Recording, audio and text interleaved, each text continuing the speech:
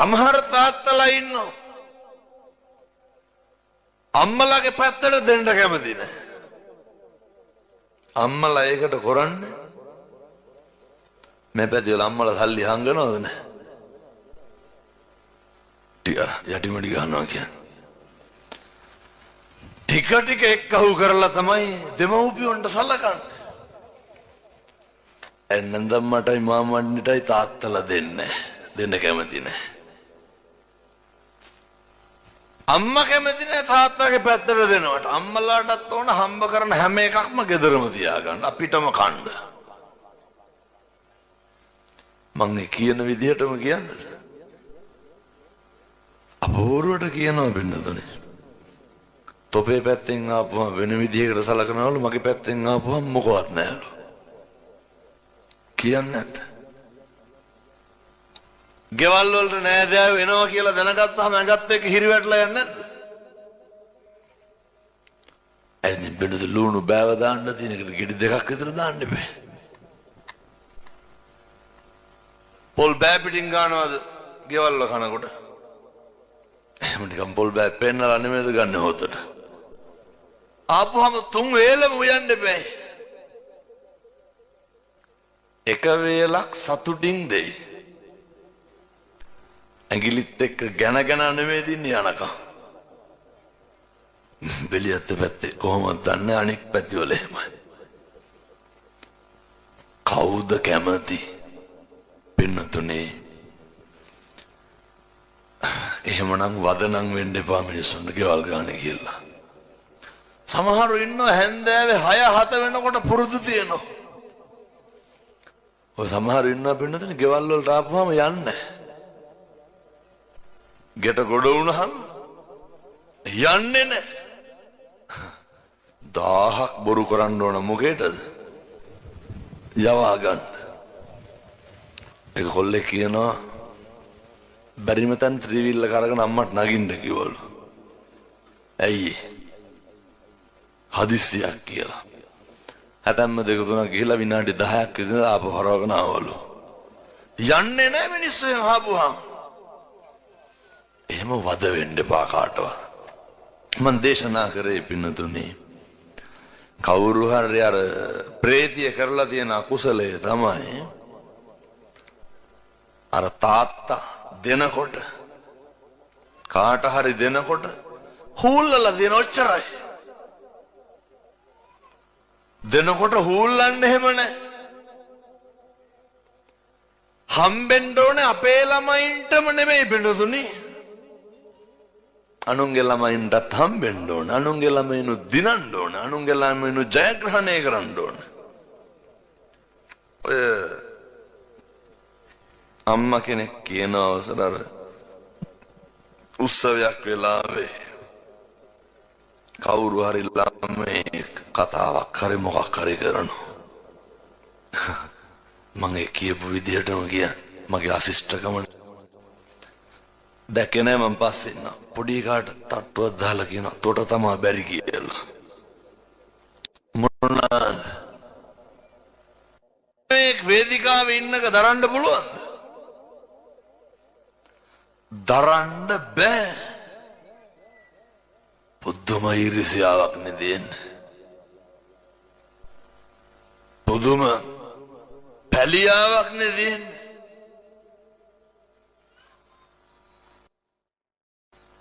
ඔය ඉමිටේෂන් හරි කමක් නැහැ.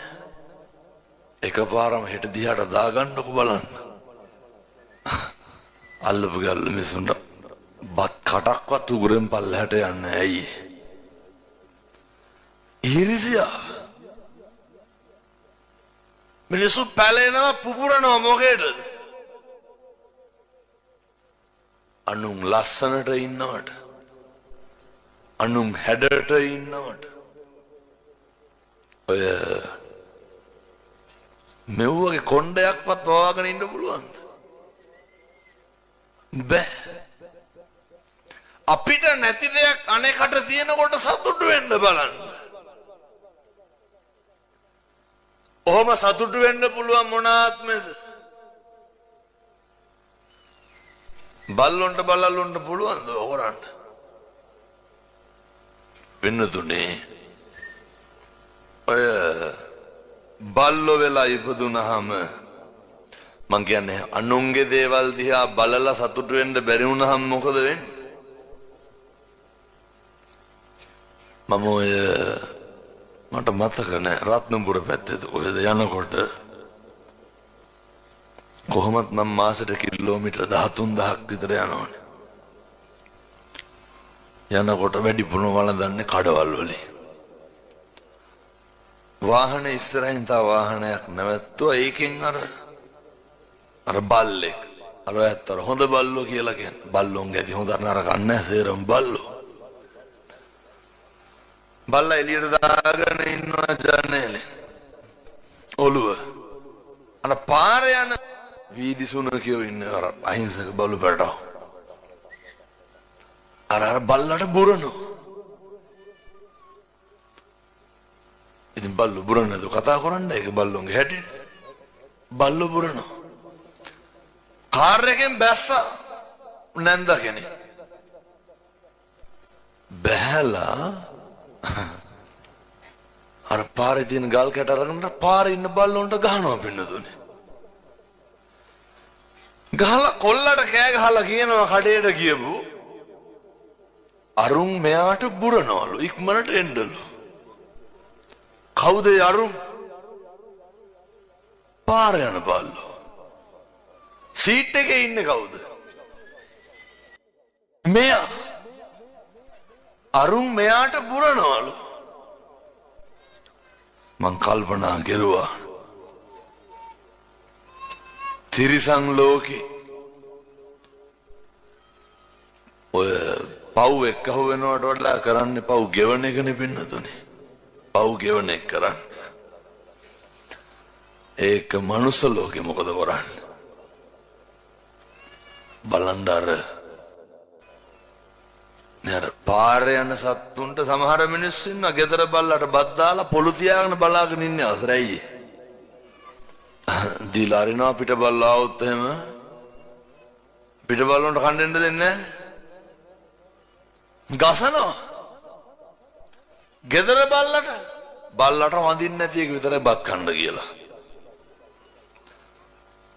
ඒ කරුණාව කියන එක පින්නතුනේ ඔය එහෙම හොඳ නරක බල්ලොන්ට වෙන් කරන්න එපා. ඒ තිරිසන් ලෝකේ හැටි ඒකේ ස්වභාවය මිනිස්සු වුණාම උස්පාමේ පැත්තල ඉන්නවද අර දැක්කම මුණක් කටක් බල්ලා hina වෙන්නේ නැති මිනිස්සු නැතුවද මං හිතන්නේ. ඔය අර පුළුවන් නම් කෙරවල අම්මලා විසිලුත් ගහන සයිස් එකේ ඉන්නේ. ඇයි ඒ කියන්නේ බෙලියත්තේ මාන්නක්කාරව වැඩි. නේ අතර මාන්නක්කාර මොහොන් වෙලා දුපදින්. අතිමාන්නෝ කුකුරෝ. ඔන්න හිතා ගන්න අපේ ගමේ අහවලා බල්ලෙක් වෙලා උපදින්නේ කියලා.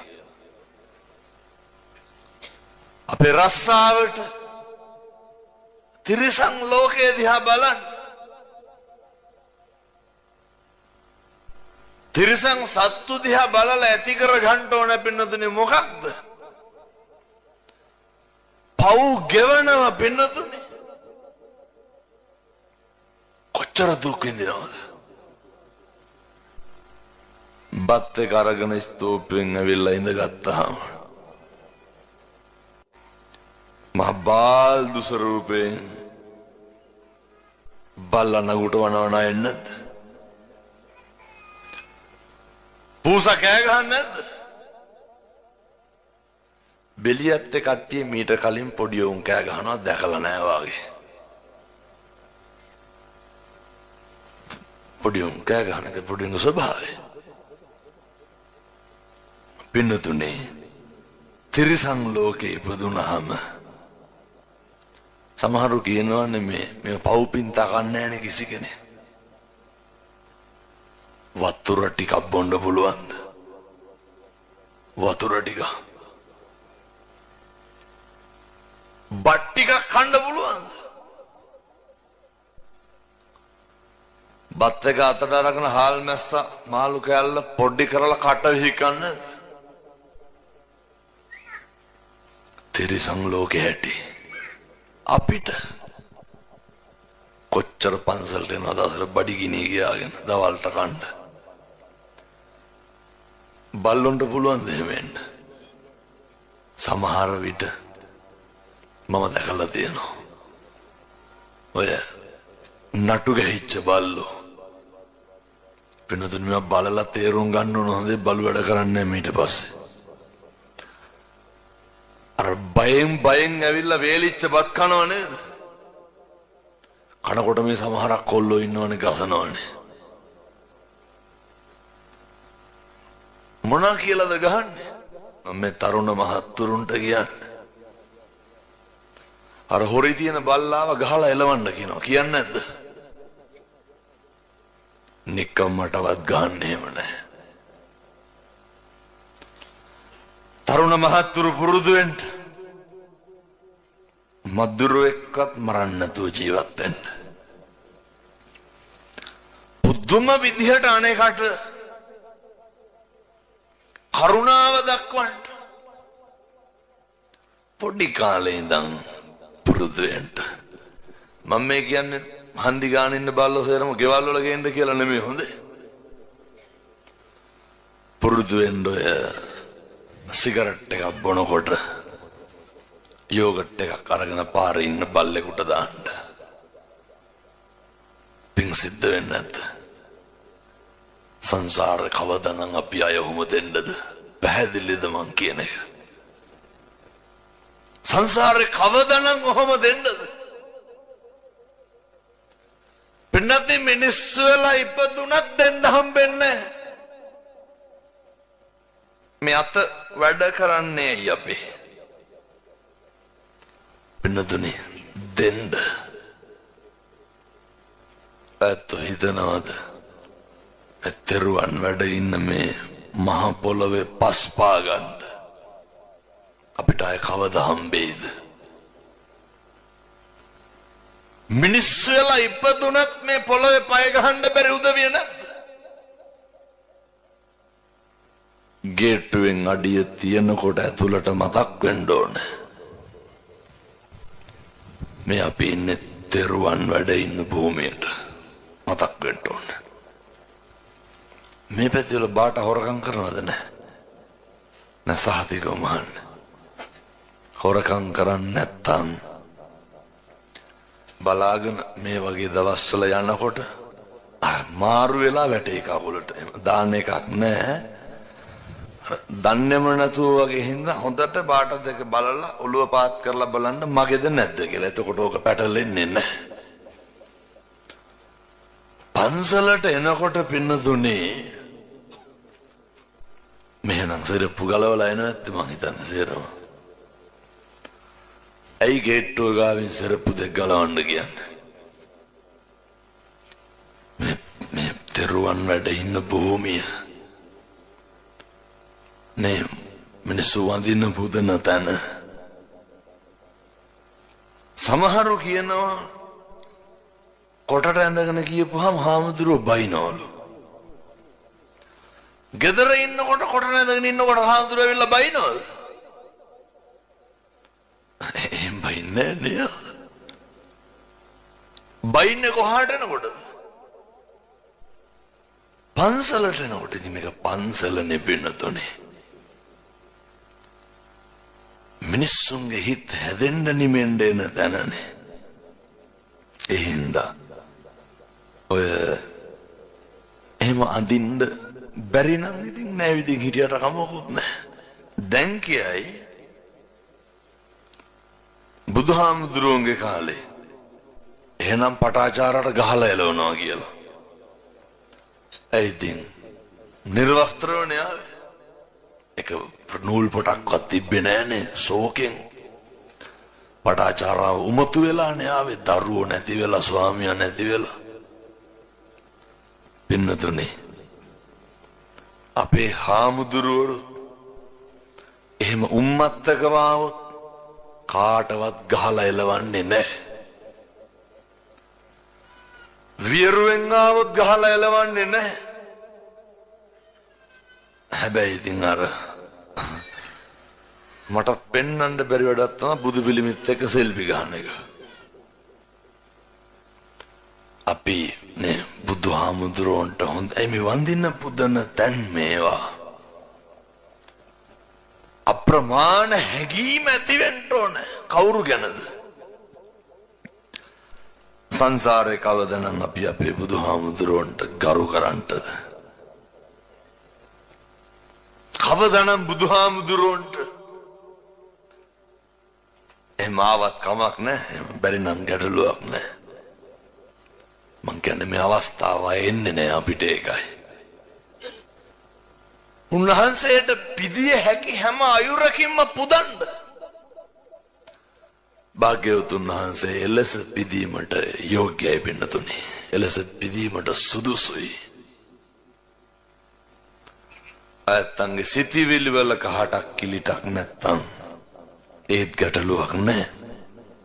නමුත් අපි ගෞරවයෙන් තථාගතයන් වහන්සේ පිදිය යුතුයි. හැසිරීමෙන් තථාගතයන් වහන්සේ පිදිය යුතුයි. අපි ආමිසයෙන් තථාගතයන් වහන්සේ පිදිය යුතුයි. මේ බුදු ගුණ කියනකොට කියන්නේ රහසින්වත් පවු නොකළ මගේ බුදුරජාණන් වහන්සේ සියලු දෙව් මිනිසුන්ගේ ආමිස පූජා ප්‍රතිපත්ති පූජාවන්ට සුදුසු වනසේක. උන්වහන්සේ සුදුසුයි, යෝග්‍යයි. එනිසා මේ බුද්ධවත ජීවිතය කරන්න පුරුදු වෙන්න. අවුරුද්දකට බණ 500ක් විතර කියනවනේ කොහොමද? මං හැම තැනම කියන එකක් තියෙනවා. ඔය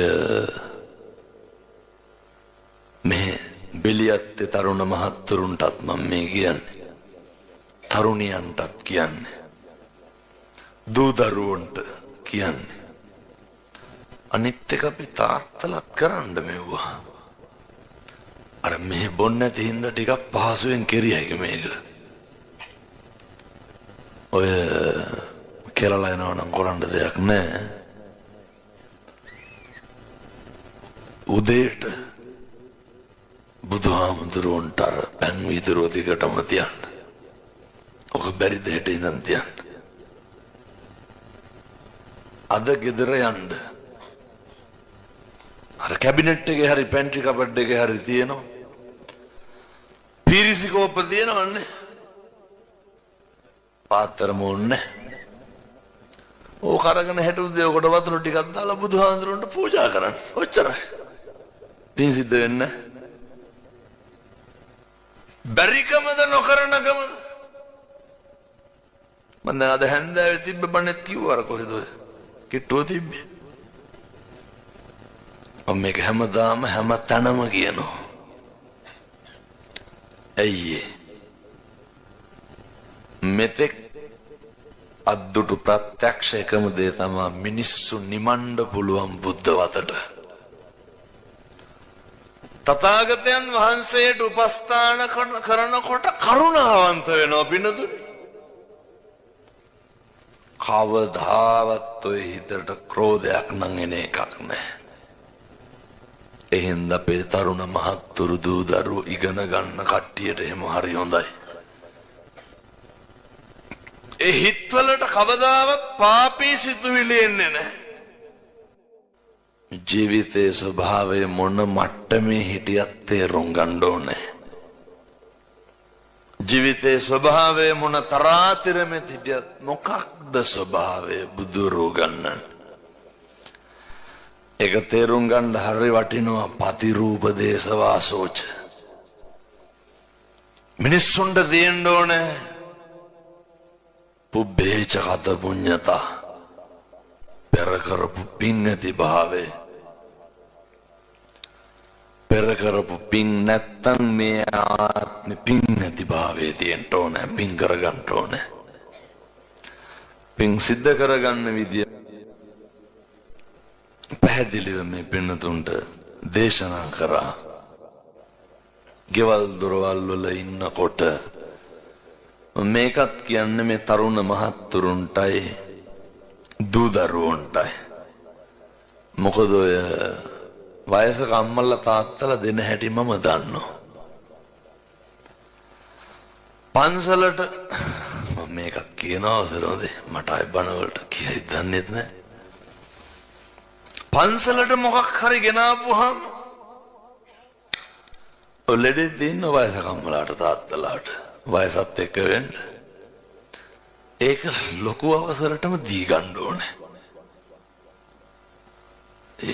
එහෙම නැත්තම් අනිත් වෙන කිසි කෙනෙකුට දුන්නට වැඩක් නෑ.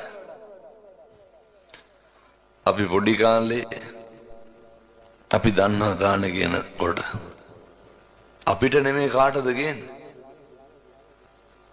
මේ නම් එහෙම නැතුවේදී වෙනම හදාගෙන එනවා. අපි පොඩි නිතින් තේරෙන්නේ නැහැ. ඒ කාලේ හිතින් කියන හොඳ වැඩේ කියලා අවසර දානකට ගිහිල්ලා ඇවිල්ලා අරක තියලා අවසර නැහැ කියපු ගමන් පින්නතුනි මොන දෙක වෙනවා. පුරුදු වෙන්න ඔය උන්වහන්සේලාට අවශ්‍ය දේවල් සෞඛ්‍යයට ගැලපෙන විදිහට ගේන්න ඕනේ. උන්වහන්සේලාට අවශ්‍ය දේවල්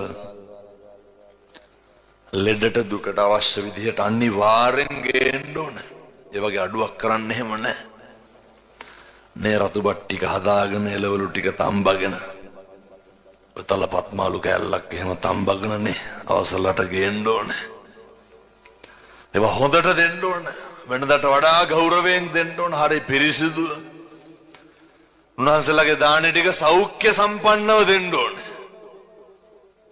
මං කියන්නේ අර ඒ අවසර නැති වුණා කියලා මූණ එල්ල ගන්න එපා අනිත් පාර.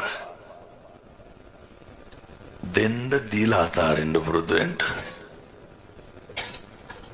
හැම එකක් මෙහෙමයි. සමහරු රුපියල් 5000ක් සාක්කුවේ දාගෙන එනවා.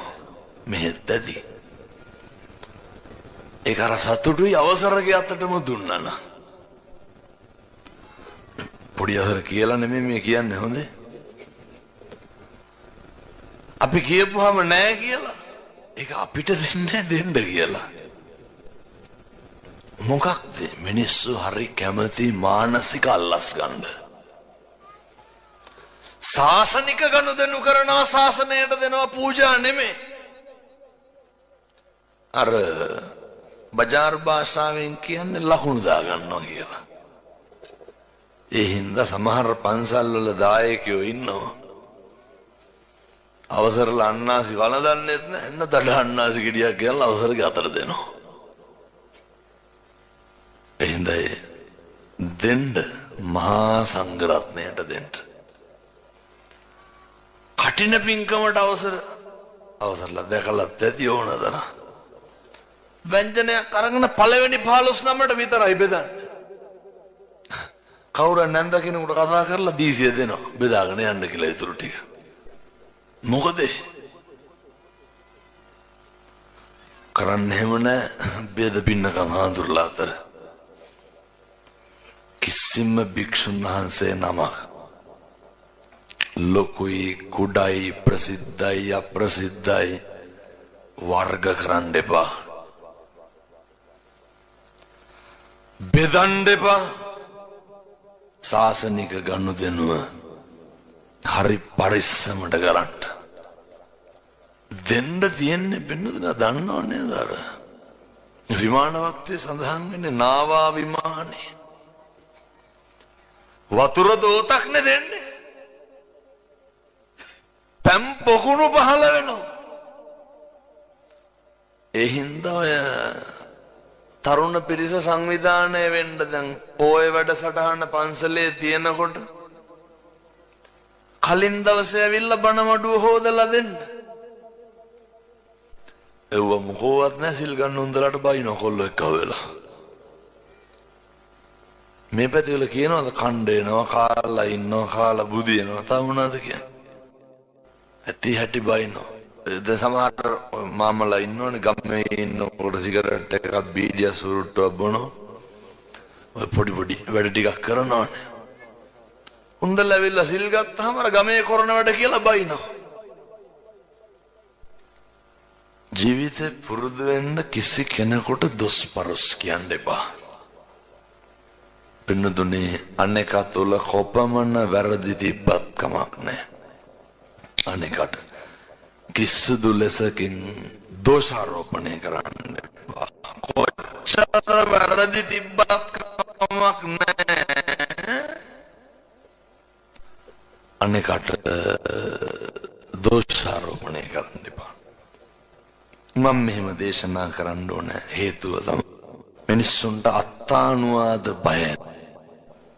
අපි කරපු පව් ගැන අපිට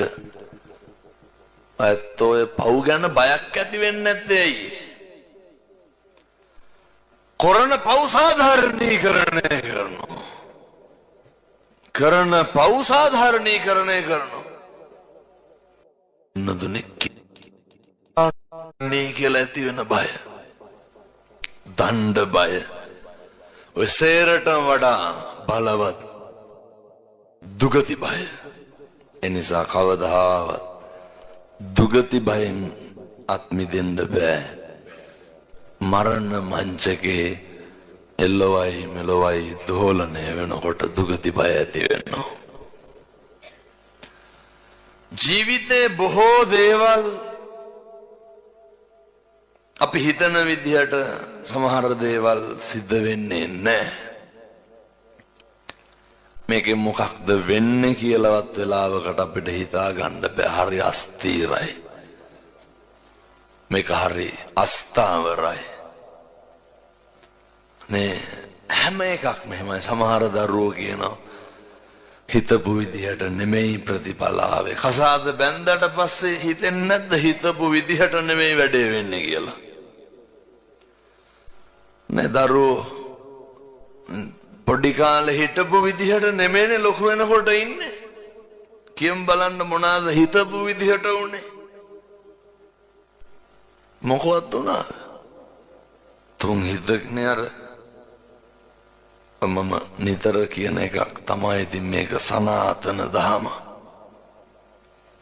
මම දැකලා තියෙන ඔය තරුණයෝ වාහනවල පවා ගහගෙන ඉන්නවා.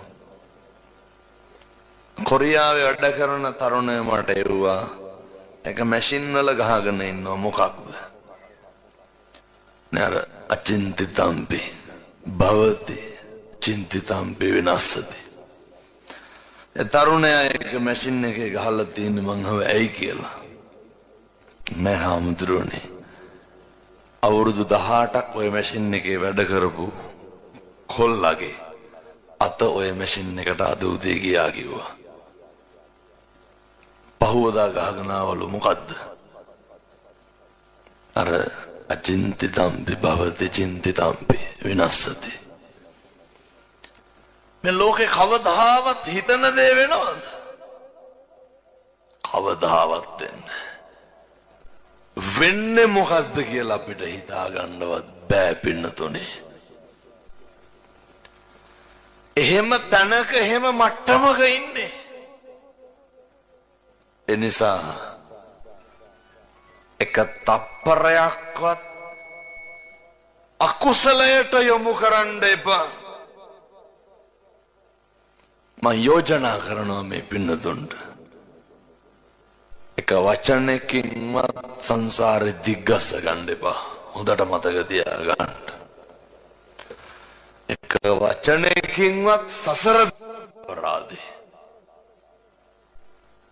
මං ආයි ජීවිතේ කවදාවත් කල්ප ගානකින් උදා වෙන එකක් නෑ. හොඳට පින්දහන් ටික කරන්න. අම්මට තාත්තට මේ කියන්නේ කවදා හරි හොඳ හාමුදුරු කෙනෙක් ගෙනල්ලා හොඳ බණක් අහන්න. එතකම් මම මේ කියන විදියට ඉන්න. අම්මලා තාත්තලා කියනව නේද? මං ඒකත් ඒ කියන විදිහටම කියන්න. ඔවුන්ට බින් අඟලක්වත් දෙන්නේ නැහැ කියනවනේ. කවදාවත් කියන්න එපා. පින්නතුනේ අනුන්ට කරන දේවල් අපිට ඒකාන්ත වශයෙන් සිද්ධ වෙනවා. අනුන්ට බැන්නහම අනුන් අපහසුතාවයට පත් වෙන්නේ යම්සේද සංසාරේ අපි ලැජ්ජා වෙනවා. අනුන්ට වෛර කරනකොට අපිට වෛරක්කාරයෝ ඇති වෙනවා. අනුන්ට ඊර්ෂ්‍යා කරනකොට අපිට ඊර්ෂ්‍යාකාරයෝ ඇති වෙනවා. අනුන්ට රවණකොට ඔරවනකොට පින්නතුනේ ඒවා හැම එකක්ම අපිට ලැබෙනවා අපහු. මේක අර බූමරංගයක් වගේ නියත වශයෙන්ම අපහු වෙනවා. ඔය වෛරය කියන එක එනිසා මැරෙන්න කලින් නැති කරලා මැරෙන්න.